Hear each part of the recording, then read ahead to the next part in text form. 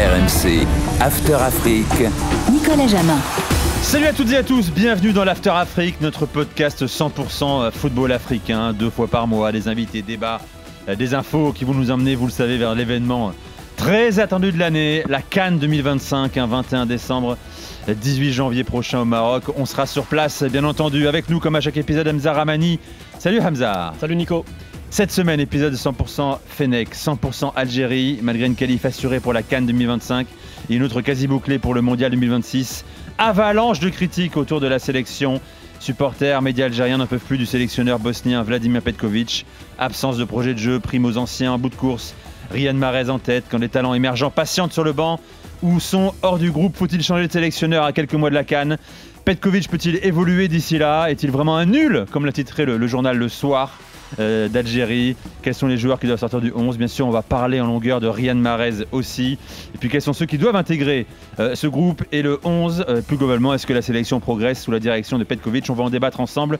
Et puis, en fin de podcast, les infos foot africains avec toi, Hamza. De quoi tu nous parles cette semaine? On va parler de la sélection d'Angola, le Ballon d'Or et le classement des Africains. Et puis, enfin, la Coupe intercontinentale. Oui, le scandale. Achraf Hakimi, 6e seulement au classement du Ballon d'Or. Vous écoutez l'After Afrique. C'est parti. Avec Total Énergie, vibrons ensemble sur RMC. 2 invités qu'on est très heureux d'accueillir dans cet épisode consacré au Fennec. Mehdi Dahak, journaliste et directeur du très suivi site DZ Foot. Salut Mehdi. Salut Nicolas. Heureux de t'accueillir. Et on a également un ex-international algérien, Khaled Lemouchia. Salut Khaled. Salut Nico, merci pour l'invite. On est heureux de t'accueillir. Je rappelle ton cursus quand même, 28 sélections avec les Fennec.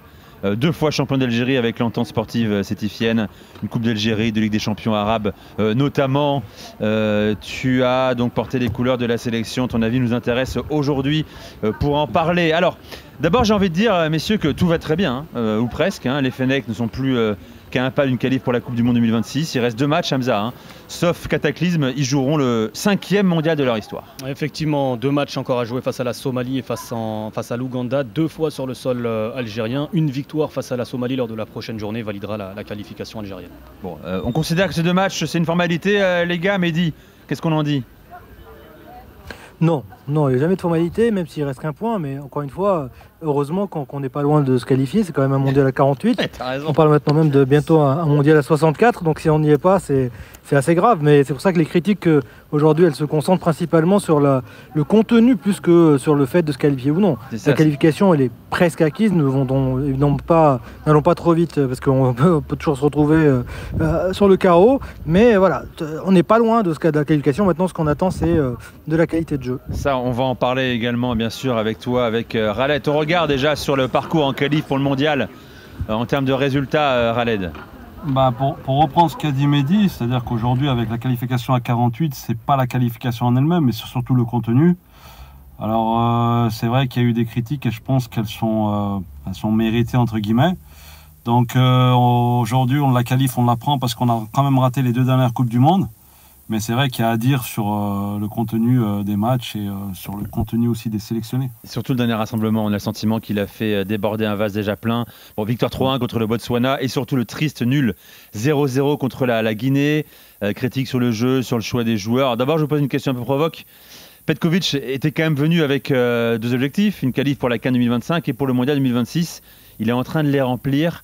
Hamza, pourquoi il a du mal à convaincre et pourquoi on est si dur avec lui désormais? Parce que le contenu n'est pas suffisamment bon, n'est pas suffisamment séduisant. On rappelle que depuis la dernière Coupe d'Afrique des Nations, la sélection algérienne n'a pas réussi à battre la Guinée, puisqu'il y a eu une défaite à domicile et un match nul à Casablanca sur terrain neutre, et une défaite en Suède. Alors sur le papier, pour ceux qui n'ont pas vu le match, 4-3, t'es mené 4-0, t'es largement dépassé, puis finalement une révolte en fin de match te ramène le score à 4-3. Il y a quand même pas mal de signaux d'alerte depuis plusieurs semaines, depuis plusieurs mois, malgré une période où justement Vladimir Petković a essayé de tester certains nouveaux joueurs, certains nouveaux visages. Je pense à Monsef Bakrar notamment, que l'on avait vu lors de la trêve de mars à ses débuts. Ouais, effectivement, il y a pas grand-chose, j'ai l'impression, de positif aujourd'hui côté algérien, à part les résultats qui vont emmener vers normalement un cinquième mondial. Mehdi, quel est le principal reproche là, qui est fait, on va détailler tout ça, à Vladimir Petković? Encore une fois, c'est la qualité de jeu. Jusqu'ici, en fait, les critiques, il était épargné plutôt des critiques jusqu'à, on va dire, la défaite face à la Suède où le contenu n'y était vraiment pas. Parce que jusque-là, c'était plutôt, il y avait toujours la deuxième mi-temps où il arrivait à corriger. Quelle est la principale critique que tu ferais, toi, au travail réalisé par Petkovic, Khaled? En fait, c'est son idée de jeu. En fait, à partir du moment où on a quand même assez de recul depuis sa prise en main de l'équipe nationale, on ne sait pas où il va. On ne sait pas réellement ce qu'il veut faire. Il faut aussi pas oublier le contexte. Il prend une équipe derrière Djamel Belmadi avec tous les problématiques qu'il y a eu lors de ces dernières Coupes d'Afrique. Donc il a eu une période de grâce où on l'a quand même épargné parce qu'il a ramené quand même un peu de calme à cette sélection. Mais au fur et à mesure, on voit que l'équipe ne progresse pas. On voit que les choix ne sont pas aussi différents que ceux que faisait Djamel. Donc tous ces questionnements amènent de l'inquiétude au niveau des supporters algériens. Et puis comme l'a dit Mehdi, le 4-0 au bout d'une heure de jeu en Suède a fait quand même mal à tout le monde et les gens ont pris conscience des difficultés qu'avait cette équipe. Mehdi, qui est entouré avec nous, Mehdi Dac. Je pose une question un peu provoque quand même, mais effectivement, il s'inscrit un peu dans les pas de Djamel Belmadi, Petkovic. Est-ce qu'il a les mains totalement libres dans les choix des joueurs aussi? On va entrer dans le détail. Est-ce qu'il fait exactement ce qu'il veut? A priori, oui. Qu'est-ce qui nous ferait dire qu'il n'aurait pas les mains libres? Il a sélectionné des joueurs, il a ramené des jeunes joueurs, sauf qu'il ne leur donne pas forcément le temps de jeu suffisant. Il compte beaucoup sur des cadres parce que justement il avait un objectif qui était la qualification en Coupe du Monde. Il s'est sans doute dit, je dois m'appuyer sur ces cadres-là qui ont cette expérience. Sauf que le fait de donner toujours la chance aux mêmes, vous savez, c'est naturel, hein, on rentre un petit peu dans la facilité et ça crée, on va dire, une continuité avec ce qu'il y avait avant, avec les erreurs d'avant, et on ne voit pas de progression. Les jeunes joueurs sont déçus et on ne voit pas de nouveauté en fait. Donc voilà, en termes de jeu, ça ronronne, que ce soit au milieu, que ce soit sur les côtés en attaque. Et en plus, on a des difficultés défensive qu'il a du mal à régler. Enfin, c'est sûr qu'il n'y a pas forcément les joueurs qu'il faut. Il faut peut-être tester. Il n'a pas testé sur les joueurs qu'il faut. Pareil pour le poste de gardien. Voilà. Donc ce sont des choix qui, au fil du temps, plus on arrive à la qualification, plus on se rend compte que, ok, on va te qualifier, mais pourquoi faire? Quelle est la position de la fédération algérienne de football justement par rapport au travail qu'il a réalisé? Tu le disais tout à l'heure, Khaled, il a ramené un peu de calme après la fin de mandat houleuse de Djamel Belmadi. Est-ce que la fédération est consciente des limites pour l'instant de ce qu'il propose avec la sélection, ou est-ce que l'essentiel pour eux reste éventuellement les qualifs Cannes, ça c'est déjà acté, et Coupe du Monde? Mehdi. Moi je dirais plutôt que la qualif Coupe du Monde, c'est la plus importante pour toute fédération en termes d'argent. C'est très important de qualifier en Coupe du Monde. C'est ce qui permet de tenir pendant 4 ans, au moins financièrement, ça attire les sponsors, etc. Plus les dotations de la FIFA. Donc ça, c'était très très important pour la fédération. Mais moi, le dernier stage, j'étais justement à Casa et j'ai vu la fin de la rencontre. Les joueurs, beaucoup de joueurs étaient prostrés, ils ont assez mal vécu la chose. Et même le président de la fédération qui était là-bas, c'est la première fois que je l'ai vu justement ne pas être content. J'ai eu des échos par rapport au retour qu'il a eu avec le staff. Et c'est la première fois qu'il a vraiment eu on va dire des discussions sérieuses avec le staff par rapport au contenu. Donc oui, maintenant, encore une fois, on revient toujours à la même chose. Jusque-là, on est passé par une période très compliquée par de la fin de Belmadi, comme on l'a dit. Et donc là, on était content du mieux, mais on se dit, non, finalement, c'était mieux sur les résultats, mais c'est pas forcément mieux au niveau du jeu. Il est en danger ou pas, Hamza? Qu'est-ce que t'en penses, toi, franchement? Je pense qu'il n'y a pas de danger immédiat. Il ira à la Coupe d'Afrique des Nations. Et puis, les résultats à la Coupe d'Afrique des Nations pourraient par contre rendre sa position vulnérable en prévision de la Coupe du Monde. Khaled, il n'est pas question de le changer là, à quelques mois de la Coupe d'Afrique des Nations. Non, mais ce qu'a dit Hamza est très correct. C'est-à-dire que la Coupe d'Afrique, selon les prestations, pas forcément le résultat final, mais selon les prestations, on peut le mettre en grande difficulté. Mais je pense qu'il n'y a pas que lui, il y a aussi certains joueurs qui, lors de cette Coupe d'Afrique, ont droit à jouer. Alors justement, on va parler des joueurs. On va commencer par le gros dossier, bien sûr. On va prendre le temps de se poser, de parler de la star du football algérien, Riyad Mahrez. Je rappelle, 34 ans, capitaine visiblement indéboulonnable dans l'esprit de Vladimir Petkovic. 3e saison à Al-Ahly. Est-ce que Hamza, qu'est-ce qu'on lui reproche concrètement à Riyad Mahrez de plus avoir son niveau à 34 ans? Ça, c'est légitime, presque justifié. Mais est-ce que son investissement est critiquable aussi? Ouais, mais le problème de Riyad Mahrez, c'est qu'il a eu la chance ou pas, parce que c'est aussi un mérite de sa part, d'avoir les statistiques de son côté pendant longtemps. Et on parle aujourd'hui d'un joueur qui, depuis la coupure Covid, c'est vrai que la pause Covid pour la sélection algérienne, elle a fait très mal parce que tu étais sur la lancée de cette Coupe d'Afrique gagnée. Derrière, tu as un match amical où tu mets 3-0 à la Colombie. Il y avait une grosse attente autour de cette sélection et l'interruption liée au Covid te coupe totalement sur cette dynamique. Et depuis son retour lié à ce Covid, Riyad Mahrez, c'est plus forcément le même joueur sur l'aspect technique. De moins en moins, c'est encore le cas aujourd'hui, mais c'était déjà le cas auparavant lors des qualifs pour la Coupe du Monde 2022 par exemple. C'est un joueur qui brillait par ses statistiques, mais qui, dans le contenu de ses matchs, se retrouvait assez facilement en difficulté, sans même parler de son investissement défensif qui, la plupart du temps, était inexistant.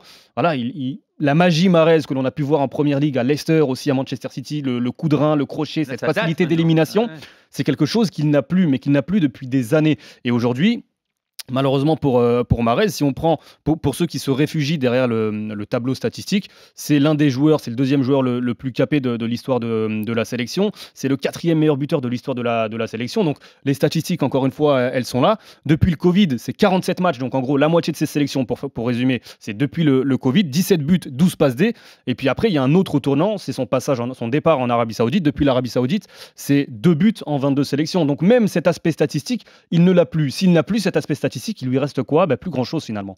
Mehdi, qu'est-ce que tu en penses toi? Comment on parle des prestations de Riyad Mahrez? Est-ce qu'on touche à la statue également en Algérie? Quand on regarde ses prestations au club, notamment la saison écoulée, ça va encore. Il est encore là, il marque, il est passeur.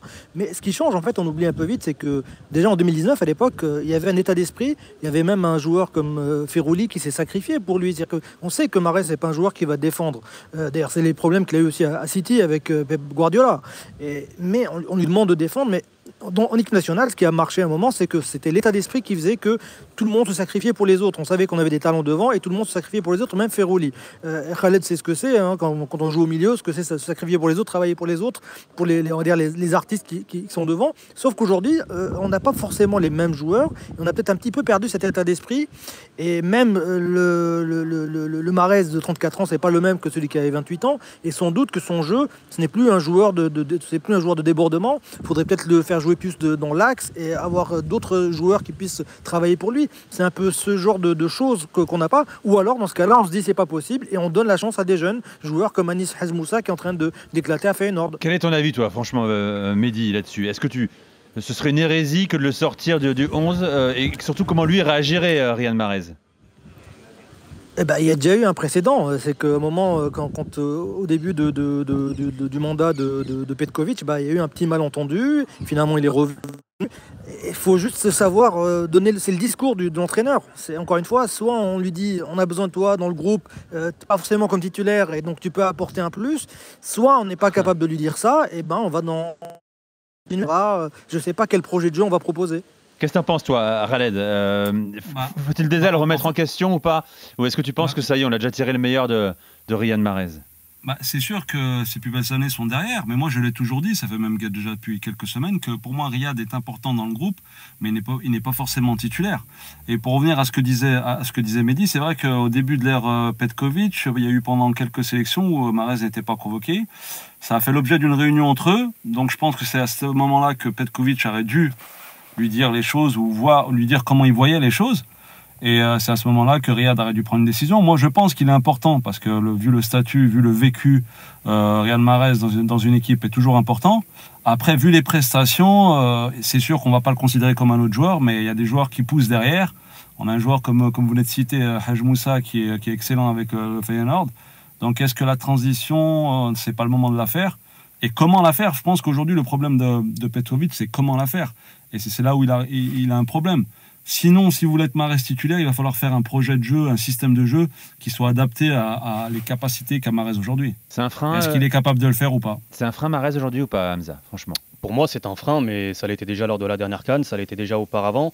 C'est quoi le souci? Bon, il y a l'âge, mais c'est un problème d'investissement peut-être Mais peut-être tout simplement qu'il n'a plus les qualités liées aussi à son âge, à son physique, qui faisaient de lui l'un des meilleurs joueurs du monde lorsqu'il était en Première Ligue. J'ai eu la possibilité de commenter le match d'Al Ahly il y a quelques jours face à Al Hilal. Alors pour ceux qui n'ont pas vu le match, ils vont aller sur Flash Score, l'analyse Flash Score. C'est ça. Je vais voir 2 passes décisives. Effectivement, il a fait 2 passes D, mais le contenu de son match aujourd'hui, il n'est plus capable de faire la différence en 1 contre 1. Il n'est plus capable de déborder. Même d'éliminer, ça devient compliqué. Par contre, il y a quelque chose qui l'aura pour toujours et qu'on ne lui enlèvera jamais, c'est la qualité de son pied gauche. Une passe décisive sur coup de pied arrêté, une passe décisive où il est arrêté, il se décale et il met un ballon, une galette au second poteau. Et ça, malheureusement, lorsque tu joues face, et encore plus sur le continent africain, que ce soit en Coupe d'Afrique des Nations ou notamment lors des matchs à l'extérieur, c'est peut-être pas viable sur du moyen long terme de comptabiliser dans tes rangs un joueur avec ces qualités-là, mais aussi avec ses lacunes et ses manques. Voilà, Riyad Mahrez. Bon, il y a un autre cas également qu'on veut évoquer cette semaine, c'est le cas de Saïd Benrahma. Est-il encore indiscutable? Je rappelle, 30 ans, lui aussi est désormais dans le grand projet saoudien au Neom FC. Déjà, un mot sur son intégration dans cette équipe, Hamza. Oui, alors il est en sélection. Alors officiellement, sa première sélection, c'était il y a 10 ans, c'était sous Christian Gourcuff. Après, il avait été écarté, ou en tout cas, il n'a pas forcément été appelé le temps qu'il se lance totalement en professionnel.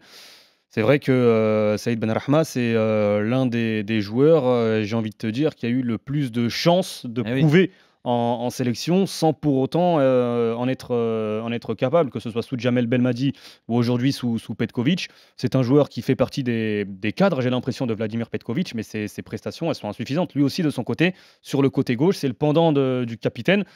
Et lui aussi, il est, je trouve, en difficulté quand il faut faire la différence en 1 contre 1. Et puis ces matchs à l'extérieur, encore une fois, ce sont vraiment des contextes difficiles lorsque tu vas jouer à l'extérieur en Ouganda ou au Mozambique, comme lors de ses qualifications Coupe du Monde.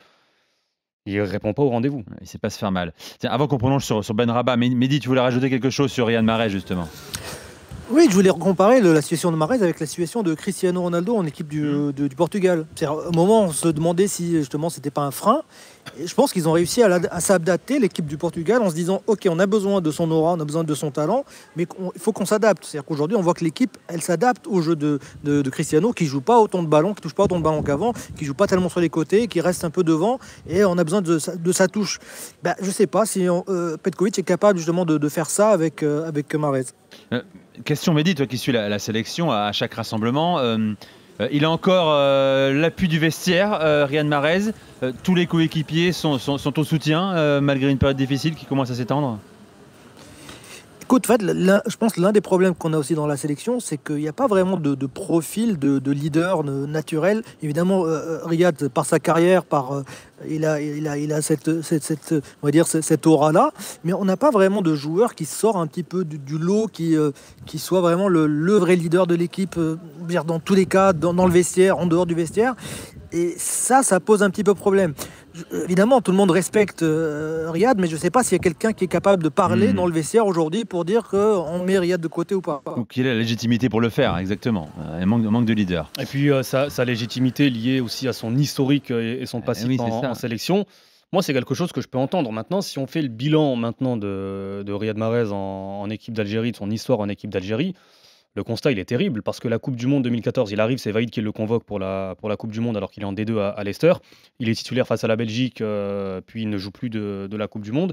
Derrière, tu as la Coupe d'Afrique 2015 où il devient rapidement un taulier de Christian Gourcuff, où l'Algérie est aussi en difficulté. C'était une compétition compliquée en Guinée équatoriale à la dernière minute où tu te fais sortir en quart de finale, mais déjà les matchs de poule, la victoire face à l'Afrique du Sud qui avait été aussi presque miraculeuse.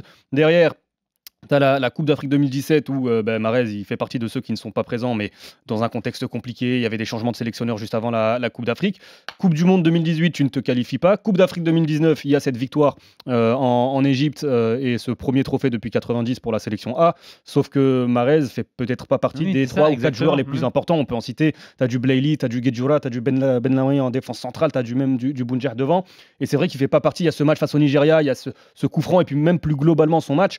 Mais l'ensemble de sa Coupe d'Afrique, elle n'est pas forcément au rendez-vous. Et puis derrière, si on poursuit, tu as la Coupe d'Afrique des Nations 2021 où on entre dans cette nouvelle ère post-Covid, etc. On ne va pas parler de sa préparation, mais il a eu certains passe-droits, mais après ça a été validé manifestement par le coach Jamel Belmadi pour ne pas faire toute la préparation. Et puis derrière, élimination donc au premier tour, non-qualification à la Coupe du Monde 2022 avec le match, on s'en souvient, face au Cameroun. Et la Coupe d'Afrique, la dernière en 2023, pareil, élimination au premier tour où c'est un joueur qui a été un handicap pour son équipe, qui se retrouve sur le banc lors du dernier match, même avec Jamel Belmadi. Bon, voilà pour Riyad Mahrez. Benrahma, on a commencé à en parler avec Hamza. Toi, Khaled, ton regard sur les prestations de Benrahma, 30 ans. Bon, lui aussi, c'est un cadre de la sélection. Et là aussi, Petkovic ne semble pas forcément le sortir du 11 et encore moins du groupe. Ouais, mais d'après moi, les éléments que j'ai au niveau de la sélection, c'est un élément très important pour Petkovic. Mais après, pour revenir, c'est pareil que Riyad, pour revenir en termes de prestations, en termes de contenu, j'ai pas le souvenir d'un grand match de Saïd depuis qu'il est en sélection. Et moi, c'est ce qui me pose problème, en fait. C'est si vous je vous demande de me sortir un match référence de Saïd Benrahma en équipe nationale, il va être très difficile à sortir. Alors, il a des fois des éclairs parce qu'il a du talent, certainement. Mais au niveau de sélection, moi, je trouve qu'il n'est pas à la hauteur de toute la confiance qu'on lui a donnée. Et la problématique, c'est qu'il y a de la concurrence à ce poste-là, c'est qu'il y a des joueurs qui sont capables de prendre le flambeau et d'être à la hauteur. Donc moi, Petkovic, là aussi, ce qui me surprend, c'est qu'il a quand même un effectif de qualité, il a un effectif, on va dire, pléthorique, donc il a les moyens de faire des changements, mais il reste buté sur certains éléments. Et je pense que c'est aussi l'un des éléments de la frustration qui est en train de monter au niveau des supporters algériens. Il a besoin de joueurs qui le rassurent pour l'instant, qui aura des objectifs à court terme. Il y a un point quand même qui est aussi très important et qui, moi, je me pose quand même beaucoup de questions autour de Petkovic, au-delà de ce qu'il peut nous montrer via ses joueurs et via ses matchs, c'est aussi sa communication. Je me souviens d'une déclaration, c'était avant la trêve internationale du mois de juin, où il parlait en l'occurrence d'un autre joueur, Kevin Guitoun, qui évolue à Metz, qui sortait d'une saison compliquée en Ligue 2, mais qui avait repris sa place de titulaire en fin de saison, où il disait il faut aider ces joueurs, il faut leur donner des coups de pouce. Mais est-ce le rôle de la sélection algérienne aujourd'hui d'aider ou de donner des coups de pouce, ou est-ce plutôt l'inverse, en l'occurrence les joueurs, de venir aider la sélection algérienne et eux de performer? Et c'est vrai que le principe même de méritocratie, j'ai l'impression de plus en plus qu'il existe de moins en moins en sélection d'Algérie lorsque le coach ou lorsque le staff technique va établir sa liste de joueurs ou ses feuilles de match. Alors lui, Mehdi, ce qu'il explique, Petkovic aussi, tu le sais encore mieux que nous, mieux que moi, certainement, c'est qu'il s'appuie sur des anciens, sur des cadres, pour aider des jeunes à grandir au sein de la sélection. Est-ce que ça, tu y crois à cette version-là ou pas ? Non, moi je pense que les cadres, c'est surtout pour se rassurer lui-même lors de ces matchs à élimination, pas directe, mais des matchs importants pour se qualifier. Je pense que c'est pour ça qu'il s'est appuyé sur ces cadres. Mais pour revenir sur ce que disait Hamza, le coup de pouce, il est un peu à géométrie variable. Guitoun, ça n'a jamais été un cadre. Aider Attal, je veux bien. Attal, ok, c'était un cadre de la sélection, mais Guitoun, non. Il y a d'autres joueurs comme on va dire Anthony Mandrea, il a éjecté dès qu'il est parti en 3e division avec Caen, pardon. C'est-à-dire qu'en gros, voilà, donc c'est cette façon, quand il dit j'aide un joueur, c'est juste pour expliquer son choix. Très souvent, d'ailleurs, en conférence de presse, il explique ses choix sans vraiment les expliquer. Enfin, il donne des explications qui n'ont pas toujours de sens. Non, pour le cas de Benrahma, c'est pareil. Comme le disait Khaled, c'est un joueur qui n'a jamais convaincu. Il a marqué quelques beaux buts de temps en temps, mais il n'a jamais convaincu. Alors qu'à son poste, on a un joueur comme Belaïli. Et ce qui s'est passé lors du dernier match contre la Guinée, c'est le fait de ne pas avoir fait rentrer Belaïli, qui était réclamé par le public notamment. Ça a joué dans le vestiaire. Ça a eu beaucoup d'impact. Même Belaïli, il a été très énervé. Parce que Belaïli, malgré tout, même s'il n'a pas 90 minutes, on sait qu'en 30 minutes, il peut apporter un plus. Et ne pas l'avoir fait jouer, ne pas l'avoir fait rentrer dans ce match-là, je pense que ça a vraiment encore plus joué sur le vestiaire. Alors, il y a le cas aussi Oussama Aouar. Ça m'intéresse qu'on en parle depuis qu'il a choisi la sélection algérienne. Lui aussi il évolue en Saudi Pro League, à Al Ittihad. Quel bilan on fait depuis qu'il a rejoint la sélection, Hamza, franchement? Bilan décevant, mitigé. Il a été rapidement lancé par Jamel Belmadi, mais je trouve qu'il avait eu l'intelligence de ne pas forcément le mettre dans les gros matchs. Il y avait souvent un gros match et un match un peu plus faible. Des débuts plutôt intéressant d'ailleurs. Exactement. Et par exemple, le match au Sénégal, où tous ces matchs-là, justement, la Tunisie, il avait marqué face au Sénégal, le match face à la Tunisie, face à l'Égypte, au Mozambique, où il n'est pas forcément titulaire. Donc ça lui a permis, je pense, de s'acclimater aux spécificités du football africain. Maintenant, je trouve qu'il est utilisé, sachant qu'à Al Ittihad, il joue dans un 4-2-3-1 en tant que meneur de jeu derrière le numéro 9. La question, c'est est-ce qu'il a le profil justement pour être performant et pour aider. Mais encore une fois, la question principale, et ce qui est valable pour Aouar et valable pour beaucoup de joueurs, c'est quel est le plan de jeu. Aujourd'hui, si je pose la question quel est le plan de jeu de Vladimir Petković, je ne suis pas sûr d'avoir la réponse. Donc à partir du moment où tu ne sais pas quel est le plan de jeu de ton sélectionneur, tu peux mettre les individualités que tu veux, tu ne sais pas quels sont les consignes. Tu leur rends pas service aussi à l'arrivée. Qu'est-ce que tu en penses, Mehdi ? Moi, j'ai vu un changement. Autant c'est vrai que c'était très décevant les débuts d'Aouar, même s'il marquait des buts. C'est un joueur qui restait entre les lignes. Vraiment, il descendait pas et il avait toujours des ballons qui traînaient. Il marquait. D'ailleurs, même sa saison à l'Ittihad, il a été assez critiqué, même la saison passée. Mais dernièrement, j'ai beaucoup aimé son match quand il est rentré, le match avant la Guinée. Il est beaucoup descendu, sans doute des instructions du coach, mais il était plus dans un poste de relayeur. Et j'ai vu même avec l'Ittihad cette saison, il bouge beaucoup plus, il descend beaucoup plus. Il reste pas forcément juste entre les lignes. Donc c'est un joueur qui a beaucoup de qualité, qui peut vraiment apporter, mais encore une fois, c'est dans quel schéma de jeu on a besoin de lui, quoi. Khaled, qu'est-ce que tu en penses ? Exactement, en fait, Mehdi, il a dit ce que je pensais, c'est-à-dire qu'en fait, je pense qu'Oussama Aouar est mal utilisé. Moi, par rapport à ses qualités, je l'utiliserais bien plus bas dans le schéma de jeu de Petković pour qu'il puisse toucher énormément de ballons et qu'il ait le jeu en face de lui. Et je pense qu'au jour d'aujourd'hui, qu'il soit entre les lignes derrière ou dos au jeu, ça c'est pas forcément avantageux pour lui, d'autant qu'en Afrique, il y a beaucoup de joueurs assez physiques, assez costauds, qui l'empêchent justement de pouvoir se retourner. Donc moi je pense qu'il est mal utilisé, mais c'est vrai que pendant un certain moment, mais il n'est pas le seul, hein. Ça fait un certain moment qu'il n'est pas à la hauteur de ses prestations en sélection, donc critiquable aussi. Et le problème, c'est qu'au jour d'aujourd'hui, on a du mal à critiquer des joueurs, entre guillemets, qui ont un statut ou qui avaient un statut. Ou qui ont un CV, exactement. Exactement. Et le problème, il est là. Donc, Petković, là où il est aussi critiquable, c'est qu'aujourd'hui, il est resté sur, on va dire, une ossature et il n'en bouge pas. Moi, pour avoir vécu avec Vaïd, je me souviens que Vaïd, il prenait le joueur qu'il estimait être bon, il s'en foutait du CV, il s'en foutait de tout. Et c'est ce qui a permis de révéler un joueur comme Belkalem, un joueur comme Slimani, un joueur comme... et c'est parce qu'il a pris... Exactement, il a pris ses responsabilités, il les a mis il leur a donné leur chance, et puis ensuite, à eux de la saisir. Et ils l'ont saisi. Donc, aujourd'hui, je le trouve assez frileux. Il a peur de toucher certains cadres. Mais en même temps, comme vous venez de le dire, c'est qu'il ne se rend pas service en faisant ça, et d'où les critiques. Hein. Alors je vais peut-être un peu loin. Est-ce qu'il n'y a pas un syndrome aussi entraîneur européen qui prend une sélection africaine, en l'occurrence algérienne, Hamza, qui veut pas se froisser, qui se dit c'est bon, il va au plus simple. J'ai quelques statuts dans mon effectif, il y a quelques gros CV quand même de mecs qui ont été titulaires dans des gros clubs français ou européens. J'ai pas envie de me mettre à prendre le risque de les écarter, et en plus je les connais un peu plus que les autres du cru, entre guillemets. Oui, alors premièrement, ça c'est à lui de travailler, et deuxièmement à Bordeaux il travaillait pas beaucoup, je l'ai connu à Bordeaux, c'était pas un bosseur, hein. J'ai envie de te dire que, mais ça a été c'est mon combat, entre guillemets, même si j'ai pas de responsabilité, mais j'ai effectivement du mal avec les fédérations africaines qui vont récupérer des techniciens qui n'ont pas d'expérience sur le continent africain. C'est un continent particulier, avec ses spécificités, avec ses qualités, avec ses défauts, et effectivement on prenait l'exemple de Vaïd Halilhodžić.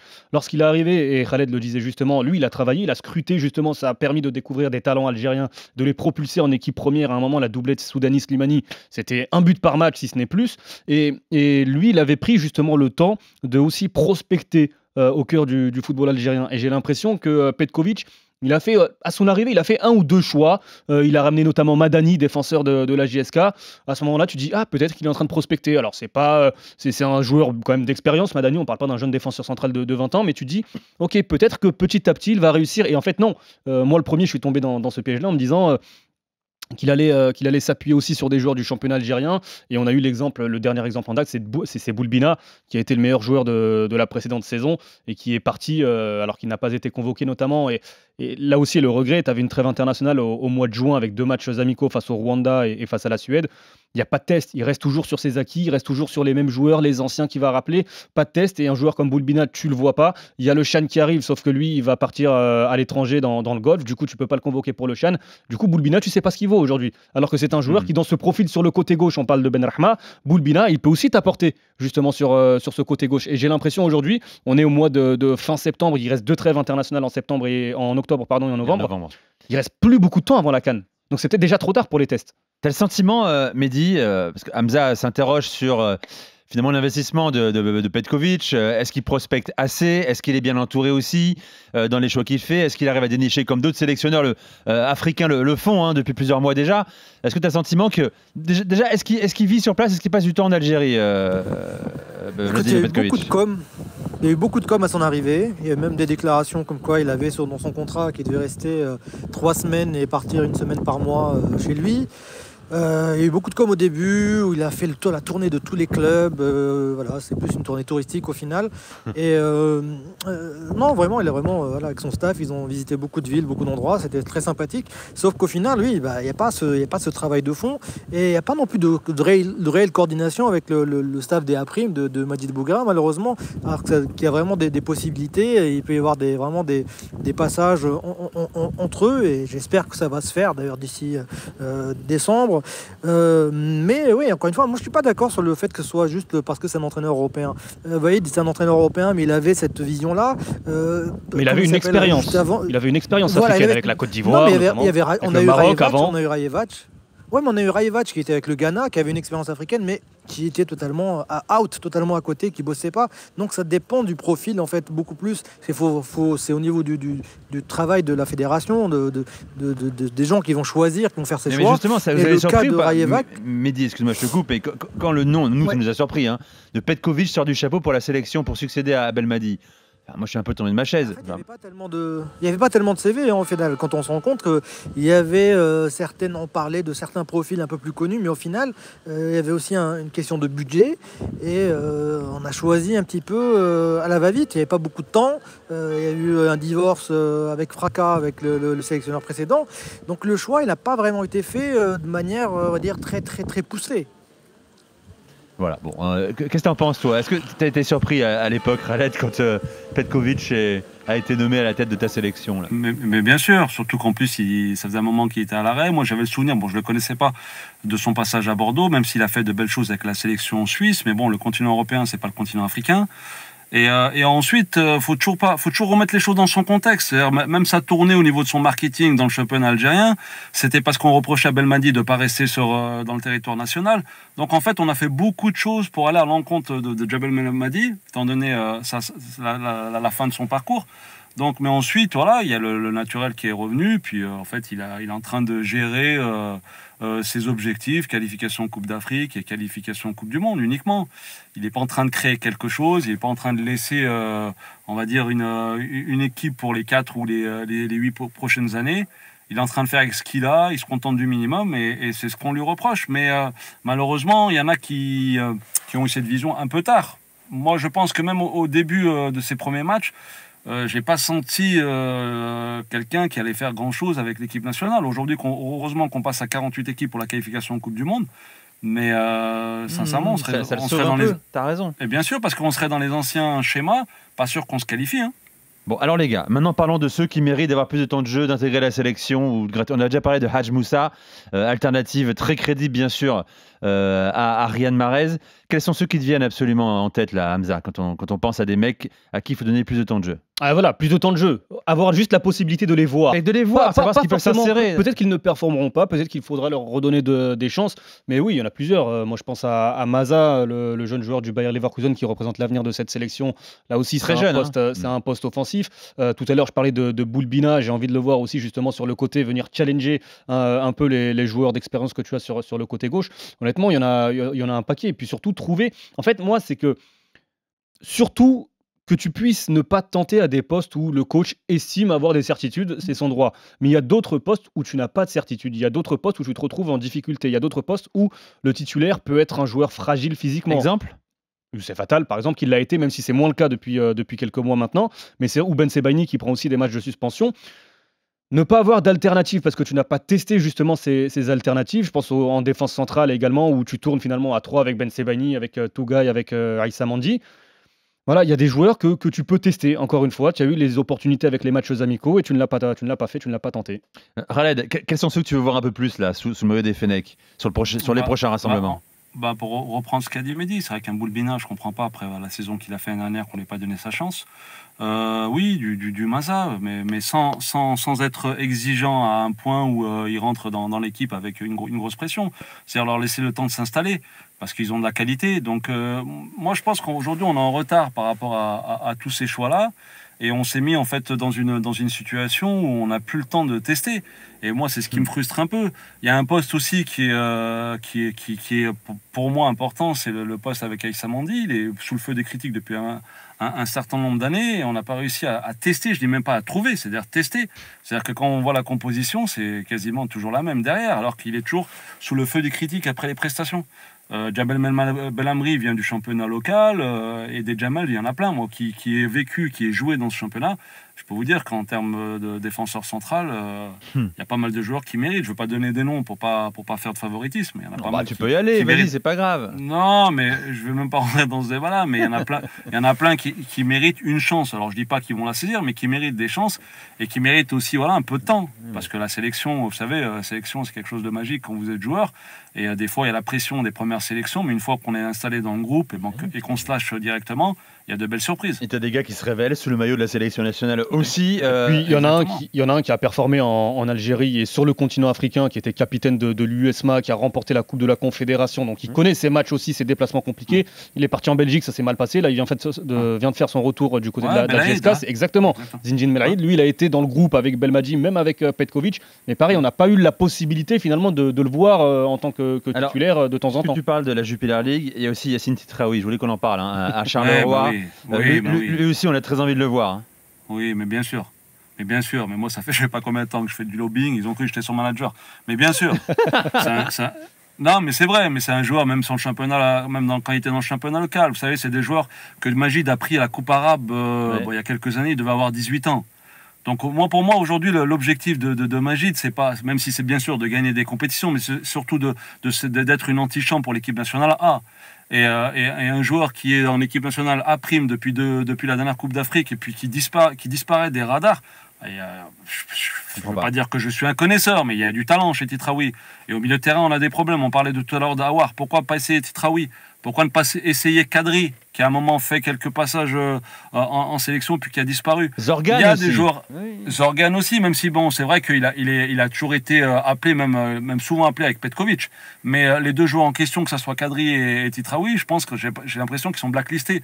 Alors que leurs performances dans le championnat belge, elles ne sont pas aussi mauvaises que ça. Et puis ils sont jeunes surtout. Donc c'est l'avenir. Kadri à la Gantoise, tu as raison de le signaler. Mehdi, qu'est-ce que tu en penses parmi les noms qu'on a cités? On pourrait citer aussi Ilan Kebal aussi, qui était sur le dernier rassemblement, qui faisait un retour en sélection, qui n'a pas eu une seule minute. Pas une minute. Et voilà, encore une fois, ça fait partie des frustrations.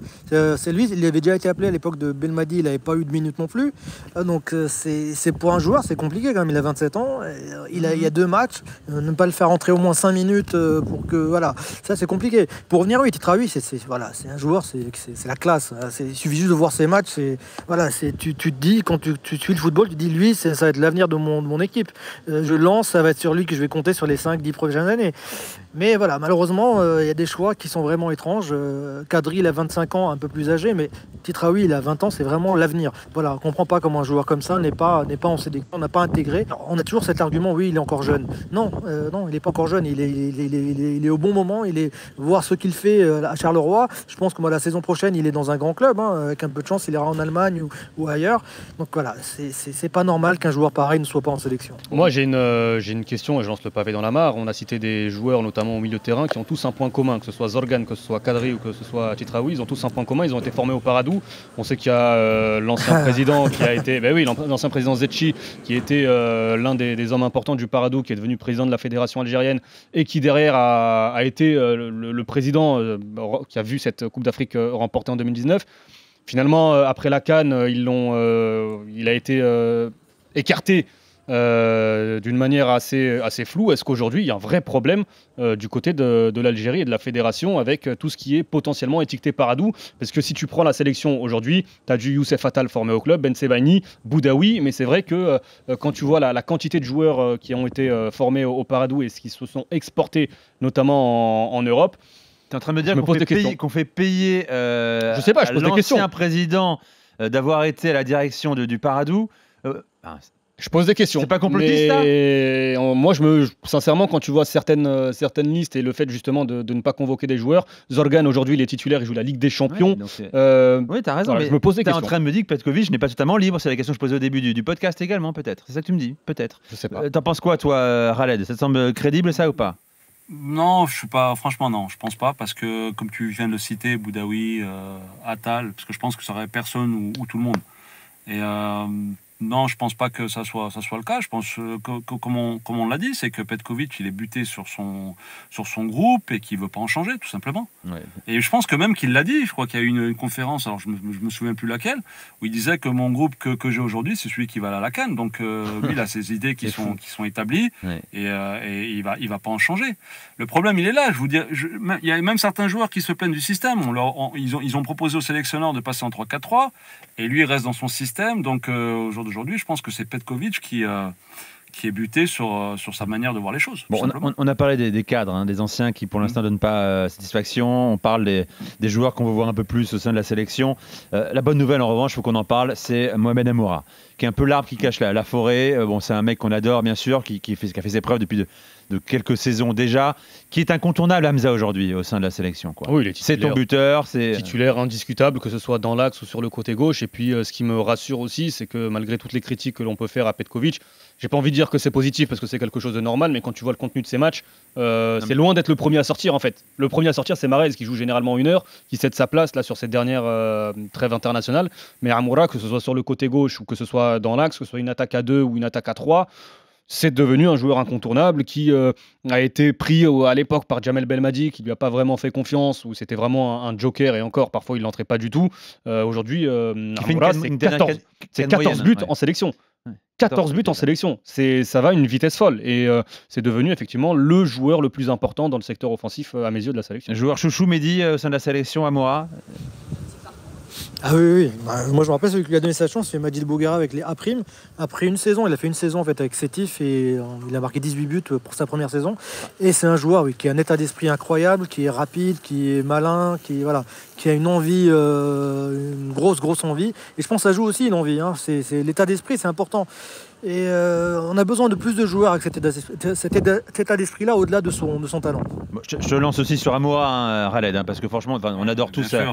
Qui ne peut pas adorer voilà, c'est ça. C'est l'homme fort de la sélection, mais après, je veux dire, il a aussi la qualité, les défauts de ses qualités. C'est-à-dire que même en étant remplaçant et terminer la dernière demi-heure pour terminer les défenseurs, ça peut être aussi une stratégie. Donc, c'est pas forcément être une punition d'être sur le banc. Mais c'est vrai qu'au jour d'aujourd'hui, il est l'homme fort et il sera l'homme fort demain. En plus, Mohamed, pour bien le connaître, c'est qu'il a les caractéristiques du football africain, même si on peut dire que le football est universel. C'est un joueur de transition. Et ils sont super importants, surtout en Afrique. Un joueur qui va vite, c'est d'impact également, qui fait les différences. Alors, il y a peut-être une bonne nouvelle là. C'est tout récent. C'est un homme qu'on voit plus en sélection depuis quelques temps, Hamza, c'est Ismaël Benasser, qui a rejoué enfin avec le Dynamo Zagreb après son expérience moyenne à l'Olympique de Marseille, sur la fin au Milan également. Il a joué dans ce duel choc en Croatie contre la Juve Split. Il n'était pas du dernier rassemblement. Il a envie de revenir à son meilleur niveau. C'est lui qui le dit. Il y a un regain de motivation chez lui. Il a même fait appel au préparateur physique d'Ousmane Dembélé, qui a un peu changé justement en partie la carrière d'Ousmane Dembélé, le nouveau Ballon d'Or 2025. Est-ce que vous croyez en son retour à son meilleur niveau, ou est-il trop tard? Ou est-ce trop tard, Mehdi? Évidemment qu'on espère, mais malheureusement il faut se rendre compte de la réalité. Ça fait quand même peut-être 2-3 ans déjà depuis sa grave blessure qu'il a du mal à revenir. Puis cet épisode avec Marseille cet été qui voulait le garder, enfin surtout Benatia, et puis finalement il se retrouve quand même au Dynamo Zagreb. C'est ok, ils vont jouer l'Europa League, mais c'est quand même le Dynamo Zagreb, c'est la Croatie, donc ça fait quand même une grosse chute de partir du Milan jusque là. Et puis on l'a vu là, il a vraiment du mal à reprendre. Vraiment on espère le meilleur pour lui. Évidemment là quand on entend parler du fait qu'il a un préparateur physique d'Ousmane Dembélé, mais il a été aussi à Spétard pendant plusieurs mois. Il a eu une rechute. On ne sait pas exactement quelle est la nature de la blessure ou de la gêne qu'il a, mais bon, il a quand même bientôt 27, donc on a toujours en tête le Benasser qui a triomphé à la CAN 2019. Tout à l'heure, Hamza parlait des joueurs qui ont brillé. Il fait partie des joueurs qui ont vraiment brillé cette CAN. Meilleur joueur de la compétition, de toute façon. On a toujours cette image. Exactement. On a toujours cette image de lui, mais malheureusement, avec les années, il n'a pas pu passer ce cap qu'on espérait. Voilà, on espère juste qu'il revienne à son meilleur niveau. C'est les blessures, hein, Khaled. C'est pas qu'une question de motivation, même s'il l'est à 200% aujourd'hui. On ne sait pas si son corps peut encore répondre. Il a que 27 ans pourtant, mais il n'a pas été épargné. C'est ce que j'allais dire, c'est qu'il y a l'avant et l'après-blessure, mais heureusement qu'il n'a que 27 ans. Moi, j'y crois, parce qu'aujourd'hui, l'un des problèmes de la sélection, c'est en fait la méforme de Bennacer. Si on a beaucoup de problèmes au milieu de terrain, c'est parce qu'on n'a pas retrouvé le remplaçant de Bennacer quand il était au top. Et c'est un gros problème que la sélection a aujourd'hui. Donc oui, on l'espère, même si c'est vrai que c'est un choix surprenant, mais ça peut être aussi un choix gagnant, étant donné qu'il va être loin de la lumière des médiatiques, qu'il pourra travailler sereinement et qu'il pourra faire son petit bonhomme de chemin en espérant qu'il retrouve la sélection le plus rapidement possible et dans les meilleures conditions physiques. Hamza. On parle d'un joueur... Tu crois ou tu crois pas? J'ai envie d'y croire parce que c'est un joueur évidemment très important dans le passé récent de la sélection. Maintenant, c'est aussi un joueur qui n'a joué malheureusement que 3 matchs depuis quasiment 3 ans avec l'équipe d'Algérie. Donc je rejoins totalement Khaled sur les besoins d'avoir un très bon Bennacer.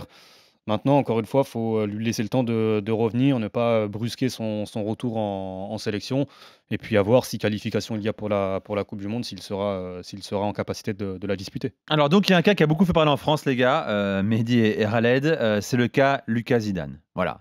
Il y a eu une surprise quand la Fédération algérienne de football a communiqué qu'il était désormais sélectionnable. Il a fait le choix de la nationalité sportive algérienne, lui qui a grandi en Espagne. Donc il choisit l'autre nationalité de son père et de ses grands-parents. Comment on a réagi en Algérie quand on a vu ce nom Zidane associé au football algérien et potentiellement donc à la sélection? Mehdi. Écoute, moi j'ai eu l'info la veille en fait. On a sorti l'info, on n'a pas donné le nom parce que justement on n'était pas sûr à 100%. On se disait bon quand même il fallait qu'il y ait le changement et le lendemain il y a eu sur le site de la FIFA qui annonçait le changement de nationalité. Donc oui, forcément surpris parce qu'on a parlé de lui il y a 2 ans où il avait vraiment sorti une grosse saison avec Grenade et c'était un moment où il y avait aussi la transition de Mbolhi qui était plus vraiment en sélection, donc on cherchait la solution de remplacement et bon, la saison dernière n'était pas forcément top pour Lucas Zidane et donc ce changement qui arrive maintenant, il faut dire qu'on a un problème aussi aujourd'hui de concurrence, c'est qu'on a eu pendant un moment c'était Mandrea qui était un peu le titulaire, mais maintenant c'est Alexis Guendouzi.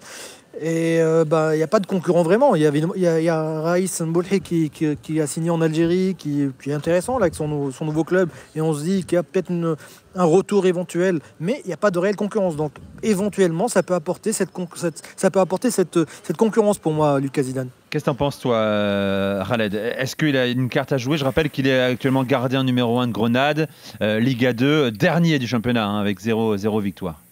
Oui, je pense qu'il a une carte à jouer, étant donné qu'aujourd'hui, le poste de gardien est quand même sous le feu des critiques. Quand on voit les dernières prestations, il y en a pas mal qui critiquent le rendement d'Alexis Guendouzi. Donc sportivement, comme vient de dire Mehdi, il peut ramener de la concurrence. Et pourquoi pas peut-être prendre une place de titulaire ou au moins avoir sa chance. Mais après, c'est sûr que voilà, Lucas Zidane, ça laisse indifférent personne. On sait il est le fils de Zinedine, donc bien sûr qu'au niveau du marketing, ça fait énormément voilà, c'est ça. bruit. Qu'est-ce que tu en penses, toi? Est-ce qu'il n'y a pas aussi un choix opportuniste, que ce soit de la Fédé ou même du joueur? C'est un débat qu'on mène souvent sur les binationaux. Certains qui, sur le tard, choisissent finalement la sélection d'origine. Quel est ton regard par rapport à ça, toi, Khaled? Après, je ne sais pas si le mot opportuniste, c'est le bon. Je ne pense pas que ce soit le bon. Je pense que peut-être qu'il fait un bilan aussi de sa carrière, qu'il sait qu'il n'aura peut-être aucune possibilité de vivre une expérience internationale, exemple, une Coupe du Monde. Donc aujourd'hui, il a cette possibilité-là par rapport à ses grands-parents ou la double nationalité de son papa. Donc il l'a saisi. Mais après, comme je le dis, c'est-à-dire que le nom aujourd'hui, bien sûr qu'il y a un côté marketing, mais après ensuite, ça va être ses performances qui vont faire de lui un titulaire ou pas. Qu'est-ce que tu en penses, Hamza? Le côté marketing évoqué par Khaled m'en supporte au plus haut point lorsque j'ai vu la publication sur les réseaux sociaux de la Fédération algérienne de football, comme si on annonçait un transfert. Et ça, pour moi, c'est le vrai côté négatif justement de ces changements de nationalité sportive, où aujourd'hui, j'ai l'impression que même si ça avait été déjà fait, je crois, par le passé avec Rafik Guitane, Mais voilà, dans la communication, je trouve qu'il y a quand même beaucoup de maladresse quand tu as la possibilité de récupérer un binational suite à un changement de nationalité. Il a 27 ans. Après, sur le cas Lucas Zidane, évidemment que Zidane, c'est une émotion particulière. Mais quand on a reçu le push sur le téléphone, bien sûr. Mais bien sûr. Après, effectivement, est-ce que c'est toujours la même question de toute façon? Est-ce que l'apport sportif qui reste potentiellement à discuter pour Lucas Zidane, on ne sait pas, on verra. Mais est-ce que l'apport sportif doit justifier justement le fait de faire appel à des joueurs qui vont découvrir une sélection à l'âge de 27 ans? Est-ce qu'à l'époque, lorsque Jérémy Morel découvre la sélection de Madagascar juste avant une Coupe d'Afrique des Nations à, je crois, 34 ou 35 ans, voilà, c'est toujours le même débat. Vous connaissez mon avis. Sur son niveau également. Enfin, est-il forcément une très bonne alternative? Est-ce qu'il peut être numéro 1 dans la cage algérienne? On verra. Après, le gardien de la sélection, c'est jamais affirmé. Le gardien historique de la sélection, l'un des plus grands de l'histoire, si ce n'est le plus grand, en tout cas celui qui a disputé le plus de matchs, c'est Raïs Sambolahi, qui a une carrière en club assez chaotique finalement, mais qui en sélection a souvent, pour ne pas dire toujours, répondu présent. Donc c'est toujours le même débat. Et aussi pour ce poste de gardien, tu peux aussi t'appuyer sur des gardiens qui sont en difficulté en club et qui arrivent en sélection et qui vont performer. Mais est-ce qu'encore une fois, l'aspect sportif peut tout justifier? Et puis un dernier mot, on a testé des gardiens. Il y en a un aussi que j'aurais aimé voir, c'est Oussama Benbout du côté de l'USM Alger, qui fait partie du groupe, mais jamais vraiment en tant que numéro 1, et qui, comme tout à l'heure Zinedine Melaïd que l'on a cité, fait partie de cette génération de joueurs qui ont remporté des matchs importants en Afrique et qui ont remporté la Coupe de la Confédération. En tout cas, on sent qu'il y a un gros travail vers les binationaux, à l'instar du Maroc, depuis quelques temps. Là, par exemple, ces dernières heures, on apprend, Mehdi, que Kylian Belazoug, jeune gardien de Rennes, numéro 3 dans le groupe ce week-end, dans le derby contre Nantes, avec l'équipe pro, pourrait faire le choix également de l'Algérie. On a l'ailier du FC Nantes, Yacine Ben Hattab, 22 ans, 5 apparitions en Ligue 1, élu meilleur joueur national la saison dernière avec Aubagne aussi, pourrait choisir l'Algérie. Il y a un travail qui est fait, permanent, Mehdi. Oui, et toutes les sélections africaines le font maintenant, hein. Même au-delà, je dirais, au-delà de l'Afrique. Il faut se renforcer. C'est malheureusement, on est un peu comme les clubs. Ça devient un peu comme les clubs. C'est pour ça que les annonces, elles sont faites un peu par les fédérations comme une prise de guerre. Mais oui, il y a des joueurs qui ont peut-être potentiellement.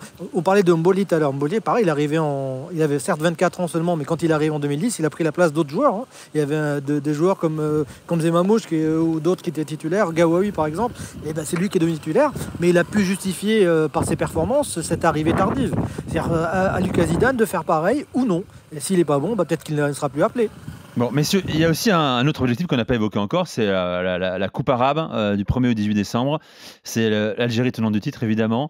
Majid Bouguera peut encore s'appuyer sur des Algériens qui voulaient en Europe. On parle, je crois, de 5 éléments, pourquoi pas, intégrés dans cette sélection à prime, comme on l'appelle. Ça ne fait pas partie des dates FIFA, donc ça va dépendre des clubs, s'ils acceptent ou non de libérer les joueurs. Exactement. On parle de Slimani, par exemple, Sam Slimani, qui pourrait... à Cluj, qui vient de signer en Roumanie. Exactement. C'est un enjeu ou pas pour vous en Algérie actuellement, Mehdi? Bon, c'est un enjeu pour la fédération déjà parce que c'est un titre qui avait rapporté 5 millions de dollars en 2021, c'est pas négligeable.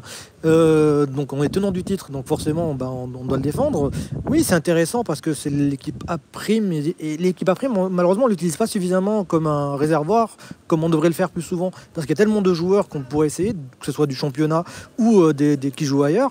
On en a aujourd'hui en Égypte, on en a en Arabie, en Tunisie. Enfin, il y a des joueurs qu'on pourrait tester justement parce qu'il n'y a pas d'équipe non plus U23 malheureusement. Donc il y a des joueurs qu'on aimerait tester, qu'on aimerait voir en sélection, voir ce que ça donne. Et cette coupe arabe, c'est l'occasion. Il y aura des joueurs venant d'Europe, évidemment. Il y aura des joueurs de Russie. Il y aura Mrezig notamment qui était déjà en 2021, parce que la Russie, ce sera la trêve. Donc il n'y aura pas de problème avec les clubs. Il y aura d'autres joueurs sans doute. Je sais qu'on parle de Ben Boali, qui est le meilleur buteur algérien actuellement en Europe, qui joue en Hongrie. Donc il y aura quelques joueurs qu'on va tester, parce qu'on ne peut pas tester tout le monde en A. Et peut-être qu'on les verra en A prime, et peut-être qu'ils donneront suffisamment satisfaction pour venir en A. La question c'est est-ce que Vladimir Petkovic va vraiment regarder la Coupe du Monde, la Coupe arabe mi-décembre? D'autant plus qu'on connaîtra la liste si jamais l'Algérie dispute la finale. On rappelle, la finale est le 18 décembre, la Coupe d'Afrique pour l'Algérie débute le 24, donc on connaîtra déjà la liste. Ça veut dire que ce sont des joueurs que tu vas peut-être sélectionner par rapport à leur prestation du premier tour. On se souvient aussi, puisque tu parlais de la Coupe arabe 2021, qu'elle arrivait quelques semaines avant la Coupe d'Afrique des Nations. Il y avait des joueurs titulaires en sélection avec la Coupe arabe qui jouaient la Coupe d'Afrique des Nations au Cameroun, et ils sont arrivés pour certains cramés. La dernière question sur la sélection est pour Khaled Lemouchia. Khaled, à quoi ressemblerait une Coupe du Monde réussie pour la sélection et qu'est-ce qu'elle peut espérer pour l'instant? On est encore un peu loin, on est à 9 mois du mondial, mais qu'est-ce qu'elle peut espérer? On parle beaucoup effectivement du Maroc qui a beaucoup progressé, récent demi-finaliste de la dernière Coupe du Monde. Où en est l'Algérie par rapport à ça, tu penses, en termes d'objectifs? Vu les dernières prestations, on en est loin par rapport au Maroc. Le Maroc, vous avez dit, ils ont fait une prestation en Coupe du Monde qui est historique, demi-finaliste. Je pense qu'aujourd'hui, une Coupe du Monde réussie pour l'Algérie, ce serait au moins d'essayer de performer comme on l'a fait en 2014, c'est de sortir du groupe et ensuite prendre les matchs les uns après les autres. Donc aujourd'hui, le véritable objectif, après la qualification, bien sûr, c'est sortir du groupe et essayer de rééditer ce qu'on a fait en 2014. Je pense que c'est déjà un objectif majeur. Ensuite, je pense que ça sera conditionné par la Coupe d'Afrique au Maroc. Il y a beaucoup de choses qui vont être conditionnées par la Coupe d'Afrique au Maroc.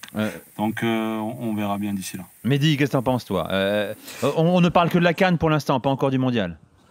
Moi, j'ai envie d'avoir un état d'esprit parce que le mondial, c'est l'image qui reste au niveau mondial, en dehors de l'Afrique. Moi, je me rappelle en 2010, j'avais parlé, je me rappelle avec des joueurs de l'Égypte, notamment le capitaine, enfin le gardien, qui avait gagné 3 fois la CAN de suite, mais je disais, mais vous êtes inconnu en dehors de l'Afrique parce que vous n'avez pas fait de Coupe du Monde. Donc la Coupe du Monde, c'est vraiment la vitrine et j'ai envie que ce soit une belle vitrine pour le football algérien, qu'on fasse de belles prestations, qu'on se souvienne comme ce qu'on a fait en 2014. Voilà, c'est vraiment cet état d'esprit que j'ai envie de revoir. Au moins sur les prestations, sur les performances également. Je rappelle, le tirage au sort de la Coupe du Monde 2026 aura lieu le 5 décembre. Ce sera à Washington, d'ici. Allez, vous restez encore avec nous, encore 3 minutes. Hamza, les infos foot africains, on commence avec l'Angola, tu en as parlé tout à l'heure, qui sépare son sélectionneur à 3 mois de la CAN. Ouais, Pedro Gonçalves, démis de ses fonctions, le sélectionneur des Palancas Negras était en poste depuis 2019. Le Portugais qui avait signé la première victoire de l'histoire du pays en phase d'élimination directe de Coupe d'Afrique, c'était en Côte d'Ivoire, avant de se faire éliminer en quart de finale par le Nigeria, futur finaliste. L'Angola, qui est décroché de la course à la qualification pour le Mondial 2026, a été battu par la Libye à domicile lors de la dernière trêve et se retrouve à 9 points du leader capverdien à 2 matchs de la fin. Ça y est, on connaît Ballon d'Or, c'est Ousmane Dembélé, récompensé, mais qu'en est-il des Africains au classement? Ouais, petite déception pour Serhou Guirassy, l'international guinéen, co-meilleur buteur de la dernière Ligue des Champions, termine 21e. Grosse déception par contre pour le Marocain Achraf Hakimi, le latéral du PSG, qui ne termine qu'à la 6e place. Puis enfin, Mohamed Salah, meilleur buteur, meilleur joueur de Première Ligue, échoue au pied du podium avec une 4e place. Je demande ça à Khaled et Mehdi. Est-ce Hakimi 6e, c'est injuste? Quand on regarde le classement, même Rafinha est loin. Donc t'as raison, il est chelou le classement. D'être plus haut peut-être. Pedri 11e, je rappelle aussi, si on va plus loin. Ouais, mais Hakimi en tant que latéral, je pense qu'il méritait beaucoup mieux. Oui, je pense qu'au jour d'aujourd'hui, on ne mesure pas assez les performances d'Hakimi. Pas sa juste valeur. Il se demandait ce qu'il devait faire pour être un jour récompensé. Il a rappelé qu'il a marqué en quart, en demi, en finale de Ligue des Champions. Voilà, il paye son poste certainement. Il sera sûrement Ballon d'Or africain, Hamza. Je pense que de grandes chances. Oui, logiquement, oui. Logiquement. Alors, les champions d'Afrique ne sont plus qu'un seul match. Ça, c'est important d'affronter le Paris Saint-Germain, justement. Ouais, Coupe intercontinentale, grosse performance de Pyramids, club champion d'Afrique l'été dernier. Victoire ce mardi sur la pelouse Al Ahly, le club de Riyad Mahrez, notamment en champion d'Asie, sur le score de 3-1 avec un triplé de l'international congolais Fiston Mayele. Le 13 décembre prochain, les Égyptiens affronteront le champion d'Amérique du Nord ou d'Amérique du Sud. Et le vainqueur sera opposé au Paris Saint-Germain le 17 décembre. Ben voilà, les gars, merci Hamza. On s'est régalé pendant quasiment 1 heure avec toi, Mehdi Dahak. Je rappelle, un journaliste directeur du très suivi site des Z-Foot, allez-y, auditeurs français, auditeurs africains sur le site, c'est le mieux renseigné sur le football algérien. Et puis Khaled Lemouchia, on était heureux de t'entendre à nouveau, Khaled, à nouveau sur RMC, c'était un plaisir de vous accueillir. On souhaite le meilleur bien sûr au Fennec qu'on va suivre particulièrement déjà sur la CAN, on sera sur place avec Hamza. Merci Hamza. Bonne soirée à tous. Merci également à Najib Boulawin, merci à tous. Et je vous rappelle, n'hésitez pas à noter ce podcast, à vous abonner surtout. Le podcast After Afrique. Rendez-vous très bientôt pour un nouveau numéro. Bye bye. Ciao. RMC After Afrique.